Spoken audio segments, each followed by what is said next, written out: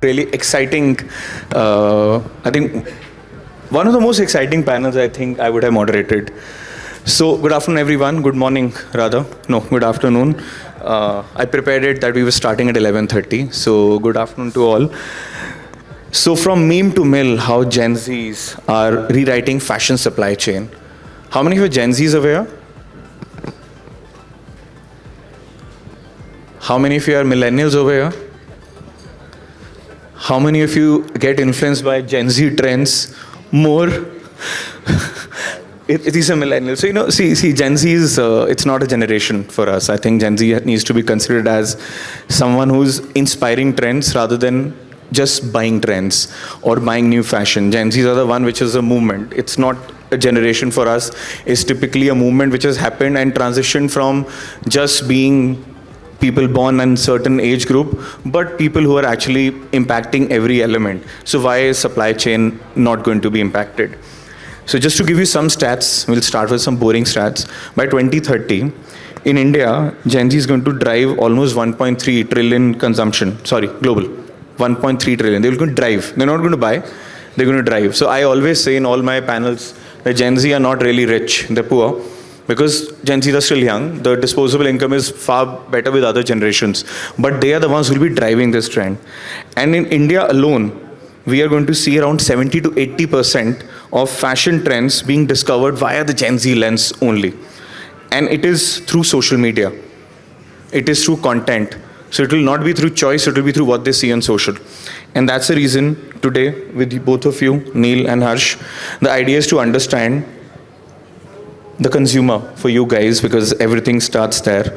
So Harsh, why don't you just lead the proceedings and just tell us how you're seeing Gen Z? When you talk about Gen Z, a lot of the brands stereotypically try to connect Gen Zs to streetwear.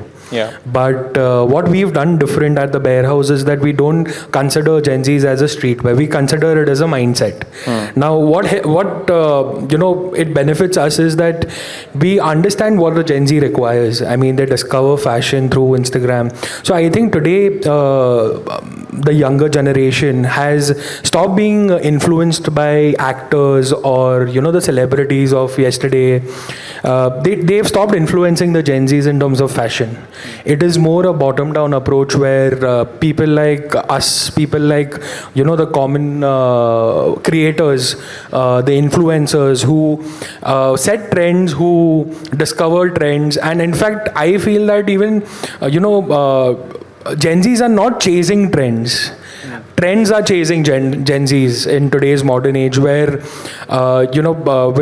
Facebook, Meta, Google being at the forefront, where putting I would say marker on the user and understanding their behavior, they have been delivering certain type of content which kind of turns into trends. But I think what we do differently is that we treat Gen Zs as a mindset, where we talk about how fashion is quick, how it is evolving, and we try to approach it that way rather than creating or labeling them as a young who only like streetwear. No, I think that I agree that streetwear has been mistook, but I think now people are much more intelligent, much more aware. Neel, from your, let's say, if you put a lens to it, do you think product direction is now getting influenced on what's happening on social media, or still for you it's a planned strategy? First of all, hi everyone, good afternoon.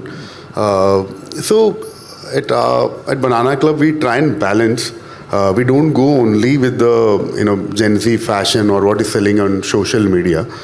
We have to be relevant, what sells and what doesn't sell. So few things looks good on social media, but when it comes to commercially, when you want to sell it, the sell-through is not that great. So we keep a balance. We make sure that even our products are selling and we are relevant to Gen Z fashion. What we have seen, Gen Z buys more of comfort, and they were very, they need a affordable. They will not pay you any higher price for a product. So we have seen that they are very smart. When it comes to millennials, you have seen, we have bought clothes because some actor is wearing or some cricketer is wearing. But Gen Z is smart enough, so we try and balance between sellable clothes and what is seen on social media.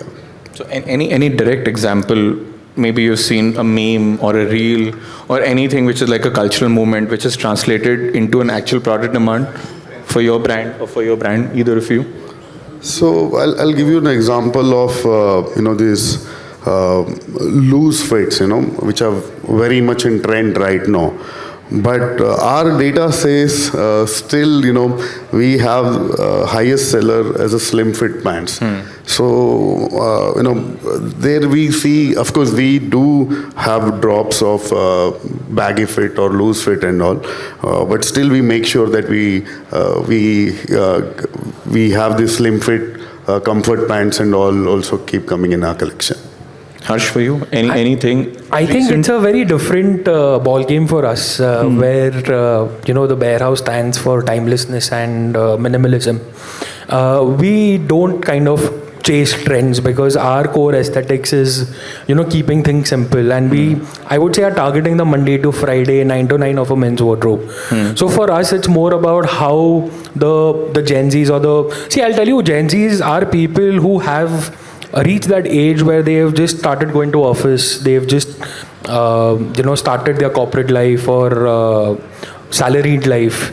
They need to dress aesthetically decent enough to go to an office. Yeah. So that's the type of clothing that we are into, where we are trying to dress the young gentleman for the workwear, where we've done a market research and customer commercial diligence, where we understood that the younger generation doesn't want to wear what their fathers used to wear. So they are very afraid of going into a shop which has not evolved over time, and right now they are looking at more young, more fresh, more vibrant options. But at the Bear House, we want to keep things simple, and I think we are very determined to very targeted approach in terms of what we have to make. So yeah, social media does influence us, but not in a big way.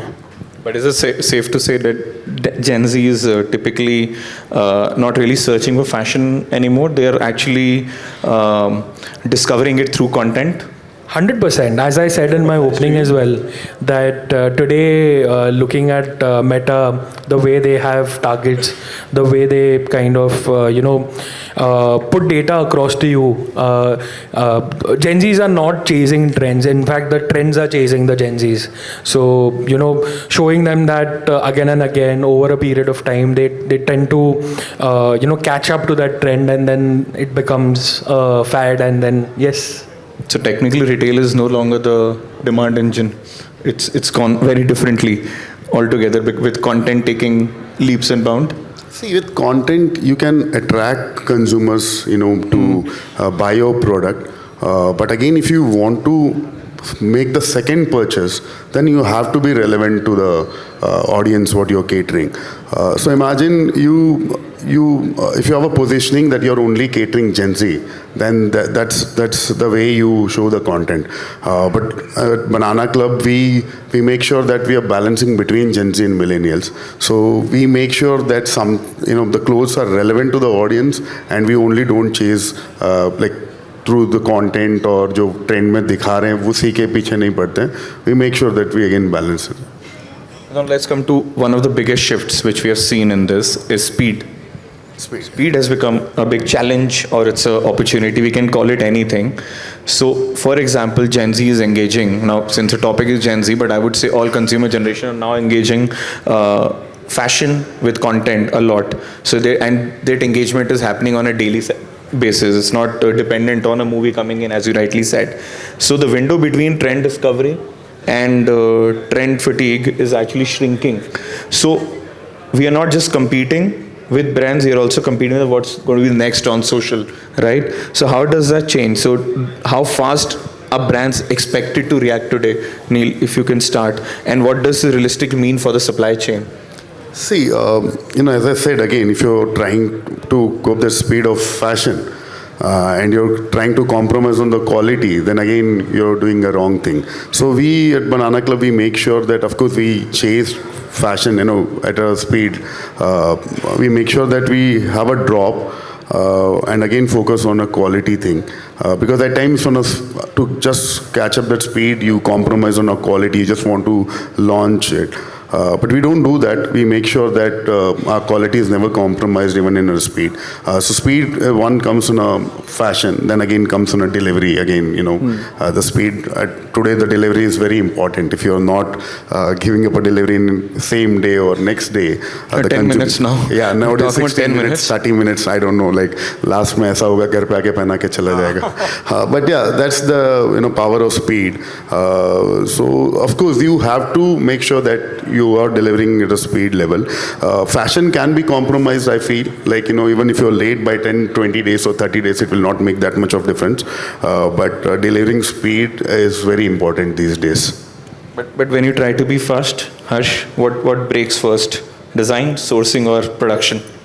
See, I think for any successful business, the heart and soul is sourcing. Like if you don't have the product at the right price, at the right time, and at the right quality, you'll never be able to excel or grow. So when speed is important, I feel that having your supply chain is more important than that, because in today's day and age, if your brand is growing as fast as you want them to, but if the products are not coming on time, you'll stutter and you'll falter. So I think sourcing is something that is very important for any business. I think that's the core. I would say that's the heart which pumps out life into any business. So if sourcing is not there, you are in a soup. I think you can compromise with the design, you can compromise with fashion a bit, but products have to be there for you to make the sale. Supply chain has its own critical nuance. Even at your store level, we make sure that the products are reached out faster, and we make sure that we serve on a everyday basis to consumers to cope that speed. So yeah, it is very important, as Harsh said, that the supply chain, if it is not good, then no point of, even if you're having trending clothes and if you don't have a proper supply chain, then there's no point. So yeah, I think fashion can be compromised, but then again, speed of delivery and sourcing should not be. But let's say at Banana Club, do you chase micro trends?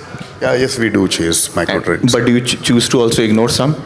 Yeah, we do ignore some. Some founders' gut and the team, what they take a decision, we go on that as well. Only on data or only on the content, we don't go. If everything was true on data, I think Google would have started a clothing business. But I feel again, and your brand positioning, that matters a lot, like what you're trying to serve consumers. Yeah, but we make sure that we chase micro trends. Majority of them. Yeah, majority of them. And any micro trend, Harsh, you are glad you didn't chase, or you've also taken up all? No, I see. I think fashion is something that is ever evolving, and you need to make sure that you are in trend. Otherwise, you will, lose your mark and you will be left behind. So micro trends are important. I think what we have done different is that we have stopped following seasons. There is no spring, summer, autumn, winter concept in India anymore, because anywhere you go in India, it's always 32 degrees. So you are always feeling hot, or if you go to the north, some few months you have the winter which comes in. But I think what we've done differently is that we've based our collection on monthly drops, where definitely trends matter. We pick colors, we pick mood boards, we pick color stories in terms of how and what the data tells us. So for us, data is very important. All our decisions are based on micro level data where we analyze in terms of which color is moving. Marketplace gives us a lot of trend. It gives us a lot of insights in terms of what needs to be done, what kind of silhouettes are moving, talking about loose fits, slim fits, and we take bets based on what we have to, kind of capture. So according to me, yes, trends do affect us, but not following seasons is something that is very important, and being nimble to fashion is something which is key to success today. So basically, it's become more real now. Yeah, it's from more a real consumer. now. It's much more real and much more real time. So we're actually now dealing with a consumer who wants change a little bit faster, but safe in terms of price and comfort. Is that fair to say? Now, since you're mentioning that seasons are not relevant for you, so how has it impacted your planning cycle? Has it changed? Have you changed it slightly or completely modified it now? So I think we've completely modified by the way we buy. I mean, every month we have at least 150 to 200 options that we drop. Keeping trends in mind, keeping what is going out in mind, keeping very nimble to, I would say, the future. Because if you have to look at national brands, they have 4.5 months each season. For us, a season is a month. The only factor that we factor in is the colors that we choose. For summers, it'll be light colors. For winters, it'll be dark colors. So that is how we've adapted in terms of today's modern day and age, where fashion and trends are something which is seasonless, and it is more based on how you want to drop the collection. So so we do an entire 360-degree view of how the range should look. So when we drop a collection, we plan a marketing campaign around it.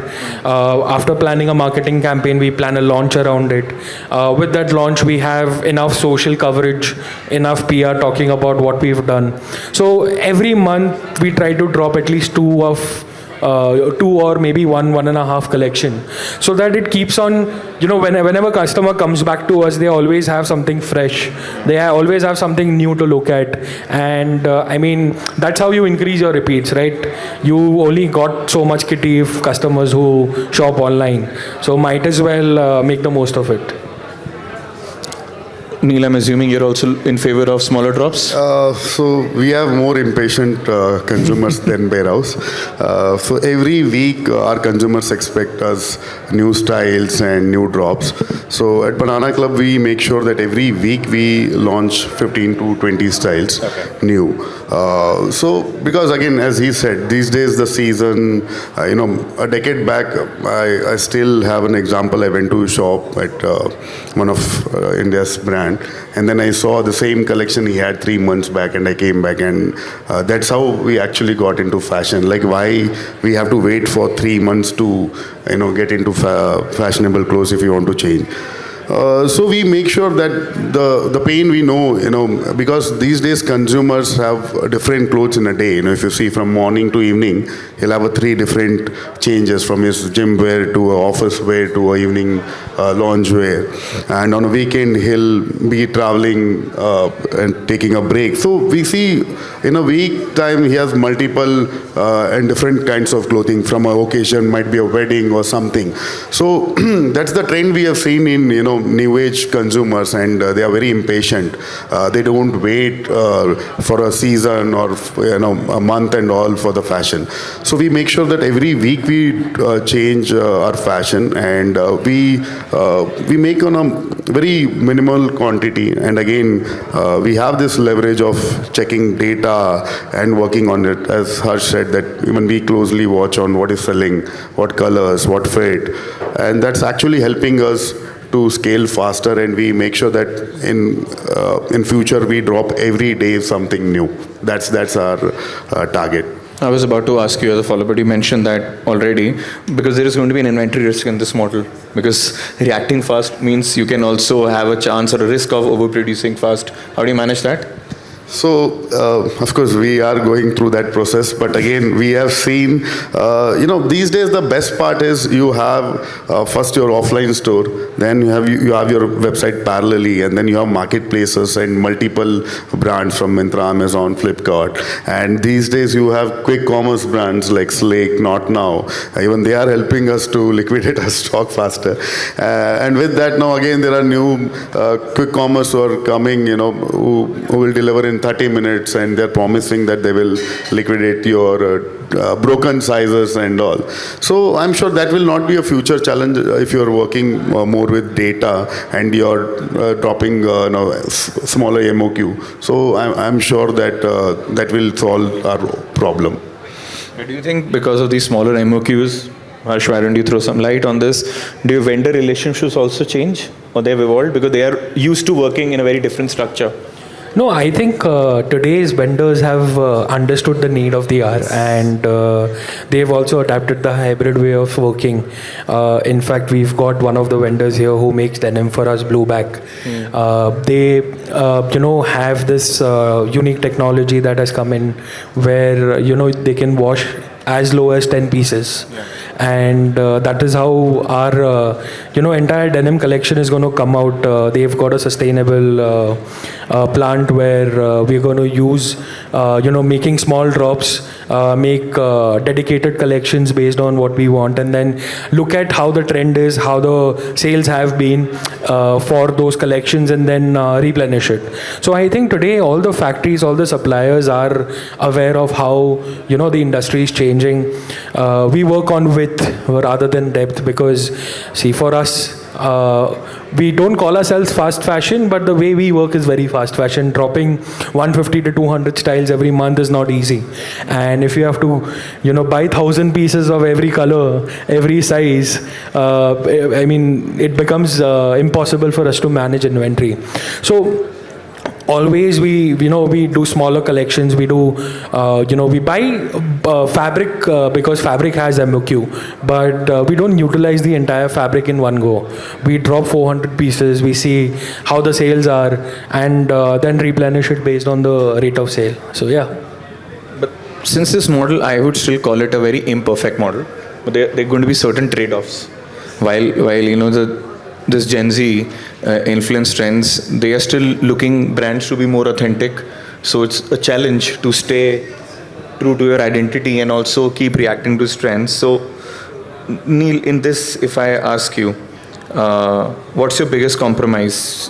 If we follow this model in long term, where do you think a brand generally has to compromise slightly, whether it's speed, quality, or cost, to become a brand with an identity of its own, rather than just keep reacting to trends? So as I said earlier, the Gen Z doesn't compromise on quality, price, and trend. Three of the things they need. But what they compromise, as I said, earlier, like a decade back, a brand was known by, like how much they spend on ads or how much they spend on newspaper, media, and everything. But these days, at least Gen Z is giving a try for domestic homegrown brands. Yeah. So that's the best part. And you don't need to, spend much when you want to consider as a brand. So that's how, if you see all these brands are coming up, right? Let it be a Bear House or Banana Club or Rare Rabbit, all these domestic homegrown brands are growing now. So I feel, this is being more relevant nowadays for them, that your product and your marketing online social media is more relevant than spending more on, signing a cricketer or an actor, which is actually working in favor of, for us, a brand like us. But does moving fast, Harsh, dilute the brand identity, or does it strengthen it in your case? See, I think moving fast is, I feel that we are moving very slow. Okay. We need to move much faster. I think every founder feels the same. Yes. I think moving fast strengthens your brand identity if you are, very clear on where you stand, what you want to deliver, the right message, the right, content every single time. It is, if your identity matters the most. If you are able to stay true to your brand, if you are able to, put out the same content again and again, I think it sharpens your identity, because with speed comes great expectations, and with expectations comes great sales. So if you're with speed, your sales are improving, you will be able to sharpen your identity. See, for us at the Bear House, we stand for minimalism, we stand for everyday fashion, and that is what we do day in and day out. And with the speed, it kind of helps us cement that position very clearly. If you see, all these brands has evolved with time. I think we have learned with consumers communication, and that's the best part about this brand. Like, they have not made an identity from day one, but evolved with time. So now let me ask a very, I would say not a difficult, but a very confused question which consumers have. So one hand, you have these legacy brands who've grown through systems. These are not compromised. The system is not going to compromise. They will still have a structured process. If you ask them, they have a legacy, 50 years, 60 years, 80 years, 100 plus years. And then, I'm just talking about both of you. Both of you came in, you tried to thwart that system, bring a different thinking due to certain lacks. So do you think industry overall, especially legacy brands, are underestimating what this new generation of consumer, let's not all generation, is bringing, which are unable to capture, which you guys have done well? Either of you would like to start? Yeah, of course, we have done. That's the reason you can see the shift of consumers from those brands to us. It's not that, the fashion market has grown exponentially. Of course, there will be a certain growth year on year. But the shift is there. And the shift is because the prices are not relevant for those brands. Or might be, the marketing expenses, what they put on the product is not seen. Now the same product, this better product, in fact, I will tell, if you are giving it a better prices, why will not consumers buy? And that's how you can see, our numbers are growing day by day. And yeah, I think the shift is needed even in those brands, and they are trying. If you see, every brand is trying to have a fast fashion brand now. So the shift is very important. I think the national brands have not evolved, which is the biggest miss. They still think that what they're doing is right. I mean, they're not understanding their customers. Today, customer is the boss. If you don't understand your customers, you will be left behind. I think following the systems, following the same ethos, they have missed evolving on understanding what the customers want, and I think that is the big miss. And today, we as a brand, as a consumer, we understand, we talk to our customers, we give them what they want rather than making what we want. So that's a bigger difference in terms of national brands and the younger brands. But also, isn't this like contradictory? Because when you say you're younger brands, you are starting, let's say, from zero, and the growth would always look good. The numbers are there. The legacy brands, the established brands are at a certain stature, and for them, growth numbers will fall. Where is the parameter? They are degrowing in terms of sales, they are in terms of numbers, in terms of reach, in terms of acceptance. As I had mentioned earlier, that consumer diligence told us that the younger audience doesn't want to wear what their fathers used to wear. Why? Because they've not evolved. They still make that crisp formal shirts, which today's day and age, today's young people, young entrepreneurs want to be more comfortable in their skin, want to wear what they feel is right, and not be uptight and dress formally anymore. So that's the difference. If you see, with these older brands, there was a system of having a distributor, a super stockist, and then going to store. Now we have cut down all these things. There's no distributor, there's no super stockist. We are direct, to consumer. That has helped us to, speed up the entire process and prices to be given better. And also, see, now I'll tell you, he might be having some 350, 400K followers on Instagram. We have approximately 250, 300K. So you see those legacy brands, they have hardly 40, 50K followers on Instagram. So that tells you the story, right? You're not, trying to connect with the younger audience. And the younger audience is all on social media. Even you still spending on those those big media hoardings or on these actors. In fact, there's an actor-led brand. We all know about it. So their sales, in fact, Bear House has beaten their sales. So imagine a 15-year-old brand is no longer relevant to the young generation. But see, now this again could be, I don't know, it can be controversial. But you guys are also selling at a lower prices. You are also cutting short on margins. They're also producing. Does that also work in your favor? Because you're targeting, you said, the younger, Instagram-led, social media-led consumers. And that's the reason, because your prices are far below compared to some of these legacy brands. And the perception is the younger consumer does not have the disposable income. And that's the reason they're preferring these brands. Does price play an important factor in this growth? Yeah. See, I think price does play an important factor. I mean, see, we are not cutting any corners in terms of product. Legacy brands have evolved over time. I mean, they have maybe 10x bigger team than us. They have 10x bigger cost than us. Like he mentioned that they have distributors, stockists, they have a huge inventory holding cost. Whereas we are very lean, we are very sharp, we are very nimble to any trend. I mean, as I had mentioned that, national brands would make at one shot clothes for 6 months. We make one shot for 1 month. So I think the days of cover in terms of inventory, we work at 75 days. We do not have any inventory over 75 days. So our cost is very low. And that is why we are able to give a better price. Not because we are compromising on quality or we are, maybe cutting corners. It's all about speed. It's all about data. It's all about efficiency. For them, the efficiency is pretty low. For us, because of the speed, it's very high. So this is like a different supply chain. This is like a Gen Z ready supply chain, we should call this.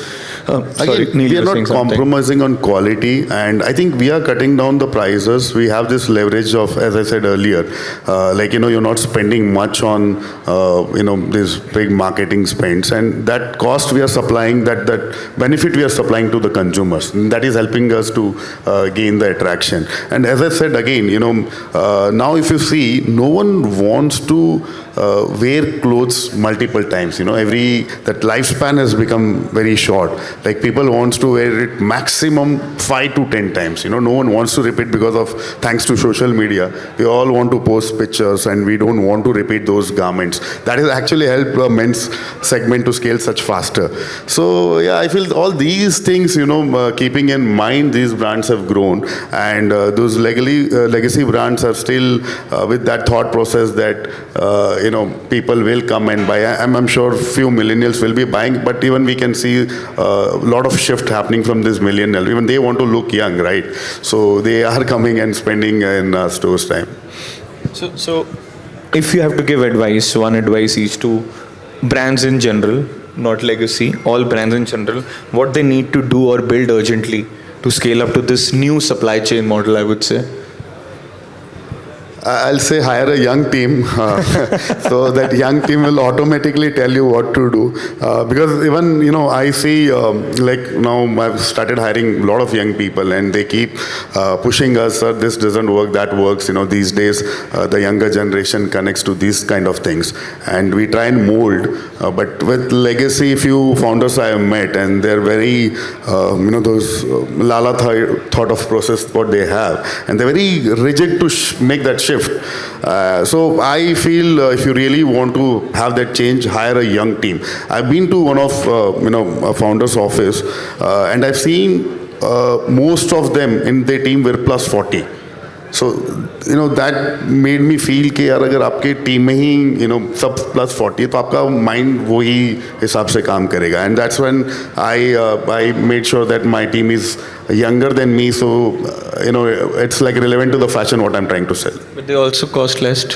Yeah, agree on that part as well. Sorry. Yeah. They'll also come at a lower salary. They have their own tantrums, but yes, they come It's with difficult for them to work, but yes.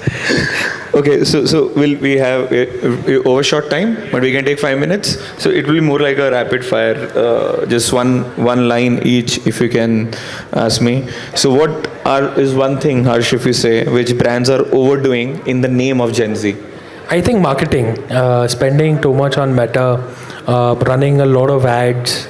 I think you don't need to chase them; they will find you. too much of content, I feel. Too much of content? Yeah. Too much of content is Overstimulation. And what's one Gen Z driven, inspired trend which will move on faster than what we think? I think denim's bootcut. Bootcut is back in fashion, and I think that's not going to go anytime soon. And for in our retail stores, there is at least 2 customers every day asking for bootcut. So yes. Bootcut is in. I'm wearing a bootcut from a young brand, not yours, but somebody like a competitor. What about you? Which trend? I think resort wear, I think that is coming back in trend. Resort wear, India. Yeah. Wow. And with the Indian touch, more of an Indian colors and all we see in our store, we are getting that trend. Perfect. Do we have time to take questions? Because this has been a fabulous discussion. We would have loved to continue, but we do. Is women's category not growing that much? Women itself are very complicated. So I guess, with that complex comes even complex fashion. But world over, women are leading the fashion. Yes, definitely. I mean, see, for women brand, they have a lot of international options, and Indian homegrown brands are not welcomed. I feel the mentality of a woman is what they are wearing. They look at brands, but when you look at men are ready to explore, ready to explore fashion differently. So I feel that there is a mind block in terms of how they think and how men think. And also, is it because that, let's say, the size of women market is smaller in India because rural areas, we are the cities, the metros population is lesser, much lesser than the rural population. 100%. I think, for any men, so we've got distributor in Bihar and they tell us that यहाँ पे slim fit अभी भी चलता है, आप slim fit बनाओ हमारे लिए. So men, they do get out, and women are mostly in the house and they still have traditional wear. So the market capacity of men is much higher than a woman. Yeah. Only in India. Yeah. Only in India. But I think it's also in the case if you look at trends. This is what we have been observing. So men traditionally have been very restricted. They had, you were right, what fathers were wearing and all, they were restricted. Nowadays there is something called men's fashion, and men's have become a little more prone to experiment. Women were doing it, at least in metros they were, if you talked about Bihar, but at least in tier 1. Again, it's more about international brands and not homegrown domestic brands. None. So and men's are much more easier to scale up, less returns. Is that also one of the cases? I guess, yes. Yeah. It's a good category to be in. Come return आते हैं. मिंत्रा से पूछो, वही कहते हैं. Women's everything returns. So I was talking to somebody at another event last week, and they said, I'm just a little perplexed by the fact that I am getting 70% return, and some of the returns, majority are coming that it has been worn once. Yeah. Women's wear. They wear it with the tag, return it. Men's are simple creature. पहन लिया तो मेरा ही है, रख लेंगे. That's the latest trend actually. Yeah. I don't agree with this. So I feel, if someone wants to start something new, this is a market, there's a big gap. Yes. So recently I've been to China, and what I've seen there, they have started making women's fashion with the one size. There's a single size which fits in, and I think there's a gap. So if you have such idea where you can get such kind of clothing, and if you have the right fashion with the right price, I think this is the right time you can have a woman's wear brand. If you see, all these brands are, who have done good job are men's, but now I think there will be a shift in women's segment as well. So Banana is doing something? No, Banana is not becoming Apple, but pear, strawberry. Yeah. But there's a scope. What I mean to tell, I don't think so I'll be good, but someone who has a good sense of women's fashion, there's a gap. No, see, because we've seen, I'm not going to quote the brand, but you quoted a brand. They have a women's line also, but they've also seen the men's one still outgrowing the women's line, even if they've invested a lot of time and energy into that. I agree, but as I said, if you see in women's, either you have these expensive brands or either you have a very massive brand. But at an ASP of 1200 or 1500, I don't see any such brand who is doing great job. But I'm sure there's a big gap and it can be filled. But I think I have realized men's clothes can still be 1200 ka shirt, men's will buy. Women's buying a 1200 top still becomes tricky. They'll still give the 1800 or 1900 a lot more relevance. Does that happen in terms of pricing? Yeah. So sustainability is a great story that we have to sell outside India, and sustainability comes at a cost. Gen Zs are responsible about what they consume, but are they willing to pay that extra dollar or maybe extra 100, 200 rupees or maybe 500 rupees for that sustainability story? Absolutely no. I think the Gen Z are more focused on how they look rather than how it has come. They are more aware about the product. They are more, I would say, they do their research, but if you ask them to pay 25 rupees more, they will not do it. And he was talking about Gen Zs do not want to wear one garment more than once. So I was about to ask that. He's gone for a toss any which ways. So I think now sustainability will be a different cycle, maybe in sourcing, etc. Yes. And maybe your people. So I mean, we do try to contain in terms of how we, kind of make garments less water usage, recycle. We have an option there. We buy used clothes for exchange of older ones, and we use those used clothes to recycle again and make fabric again out of it. So in terms of wherever we can add value, we do add value, but nothing concrete in terms of sustainability yet. Right now we are not working, honestly, because it comes with a price, right? So right now, if we try and balance that, then we'll lose our consumers because they're very price sensitive. But yes, we are working towards it, and I'm sure in future as we grow, when we have the bandwidth, we will do some activity where we do for the planet. Great. Yeah, I think one last question. I think after that we're breaking for lunch. Last question. Thank you so much for a wonderful session, sir. I sincerely hope Mr. Neel Bafna is correct. There is a gap in women's wear, I feel, and I'm at the brink of just starting my own label on women denim wear, exclusive denim wear for women. And yes, what he said is right. There'll be a lot of returns. There'll be a lot of problems. But don't you think the menswear market is overcrowded at this juncture? That's the reason I said, getting into a men's segment is not a good idea. But if someone is thinking of a woman's wear, it's a great time to enter, because there's not much competition at this ASP. I feel, whereas in men's segment there are too many brands who are fighting for each other. Great. See, I feel that crowding depends on your positioning. If you are trying to attain the mass brand, then yeah, definitely the market is very crowded.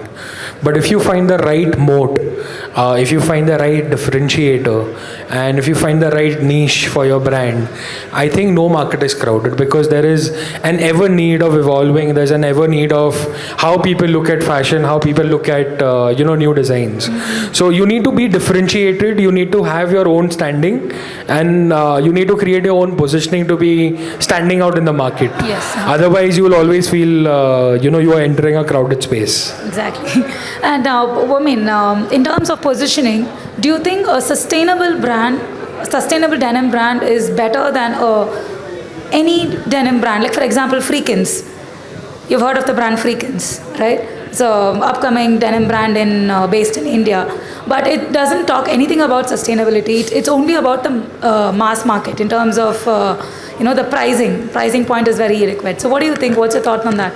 Is sustainability, brand positioning on sustainability is better than any denim brand? See, if sustainable is coming free, then definitely a sustainable brand is better. But as on today, no one is willing to pay for that extra for sustainability, because it comes at a cost. If you have to look at sustainability, you have to start from the raw material, where you need BCI cottons, you need your organic, you need your full data history of how the cotton has been grown. It is very expensive to track from start till finish, and I think only premium or luxury brands have been able to talk about it, because for them price is not a factor. It is the storytelling which is more important when you talk about luxury. But for us, we are an everyday fashion brand. We are looking at a more masser audience, and even a 10 rupee difference is drop in sales. So I would say rather concentrate on fashion, creating a moat, creating your differentiation, and talk more about your story rather than following sustainability just yet. I think the brand has to sustain initial level, and then might be you can, do these sustainable things.